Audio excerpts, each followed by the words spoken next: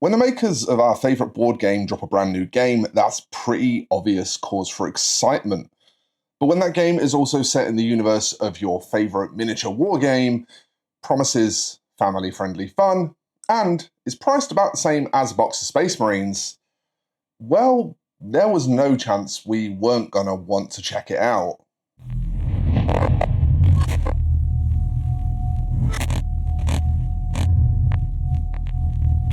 And thanks to Corvus Belli sending us an early copy, we've got Rem Racers here in the studio so we can put it through its paces and tell you what it's all about. The game focuses on futuristic remote control car racing with weapons, something kinda like a cyberpunky Mario Kart.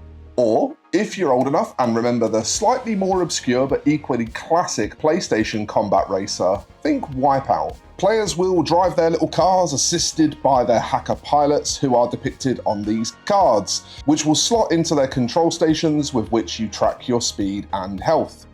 And if you don't think that the main gameplay pieces being controllers is the cutest thing in the universe, well, I'm not sure that we can be friends. However, if cuteness is your jam, you're gonna be well looked after because Rem Racers takes Corvus Belli's classic, refined anime art style, dials up the chibi, and assaults your eyes with seemingly every colour that exists. The gameplay itself is definitely as approachable as Corvus Belli claim it to be. There aren't really any dice roll modifiers, so you don't tend to have to do any math, and the vast majority of the in-game actions are led by cards, which direct you what to do without needing to consult the rulebook. Speaking of the rulebook, it's a short, sweet, and concise little number with lots of illustration and diagrams to clear up any ambiguity in the rules. Not that you're likely to find much ambiguity, because the core gameplay is incredibly simple. Regular viewers of the channel may have heard me mention the Jenny test before, where if my partner Jenny, a consummate non-gamer, finds a game approachable and fun, it's generally a good sign that the game will be approachable and fun for most of your average people. Of course, if like me, you're a big fan of racing, a game like this will have some catch appeal by aligning with your interests.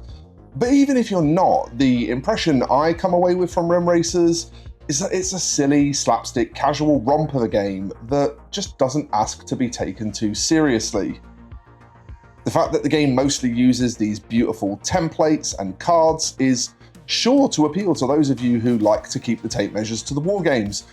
But moreover than that, it also takes a bit of the calculation out of gameplay, making it a bit more of a relaxing experience without having to pause to math too often, and it keeps the gameplay flow nice and tight and regular. And that's not to say that Rem Racers lacks challenge or tactics mind. During the course of our gameplay, we quickly learned that a lot of the weapons in the game are devastating when you can find the optimal time to deploy them. As well as this, situational awareness was needed at all times to keep track of what moves we would be able to safely play and to manage risk. Rem Racers isn't a game of resource management like Infinity or to a lesser degree Aristeia, but it does still at its core feel very Corvus Belli. Whether that's because of the artwork and general presentation, or just some intangible feeling to the way Corvus Belli write rules, it makes little difference.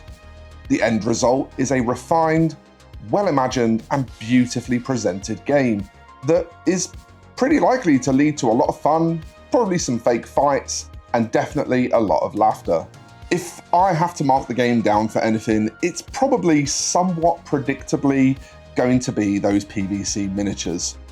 Whilst I'm not strictly speaking a hater of PVC minis, a game that only comes with 5 minis in the box does represent a nice opportunity to open a board game and actually get it fully painted up before playing it. However, for that same reason, I can absolutely forgive the pre-coloured PVC because, honestly, for just playing a board game, it's good enough. It's no worse than Monopoly pieces or the ships from Battleship. If Corvus Belli ever decides they want to release a collector's set of the minis though, I would love to paint some Rem Racers in Ceocast or metal. In fact, I'd probably paint individual cars for each pilot with unique livery and stuff. I could see that being a really fun project. As it stands though, the annoyance of prepping PVC miniatures makes it not really feel worth it to me to paint them up. However, I stand by that remark that they're absolutely good enough for a board game.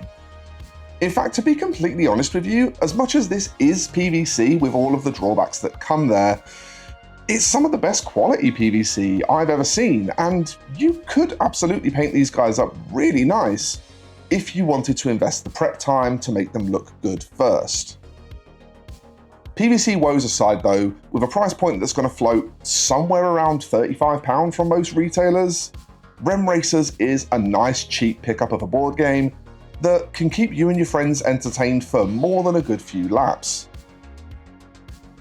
With so many variables of how you can lay out the track, and even the option to race stages like in Rally, where instead of laps you have a straight track with just a start point and an end point, I can see the game getting some pretty good longevity and replayability.